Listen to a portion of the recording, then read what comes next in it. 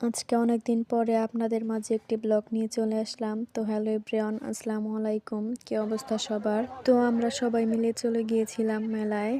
মেলার এই দিকটাতে অসাধারণ মাটির তৈরি আসবাবপত্র ছিল, আর এইদিকে ছিল হরেক রকমের আচার। তো এরপর আমরা চলে গিয়েছিলাম কসমেটিক্স এই দিকটায়। এরপর এখান থেকে কিছু কাঁকড়া কিনে নিয়েছিলাম।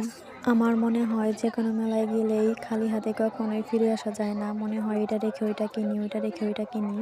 এখান থেকে কিছু কাঁকড়া কিনে চলে গিয়েছিলাম হাঁড়ি পাতিলের এই দিকটাতে। তো এই দিকটাতে ছিল অসাধারণ চুড়ির কালেকশন। এর অপোজিটেই ছিল সুন্দর সুন্দর শাড়ির ডিজাইন। এরপর এখান থেকে আমরা চলে যাই মেলার মূল আকর্ষণ। এই তো এখানে সুন্দর নৌকা। মূল কথা হচ্ছে মেলা মানেই হই হই রই রই কাণ্ড। এই দিকের লাইটিং গুলো দেখতে অসাধারণ লাগছিল। এই লাইটিং গুলো যেন মেলাকে আরো আকর্ষণীয় ও প্রাণবন্ত করে তুলেছে।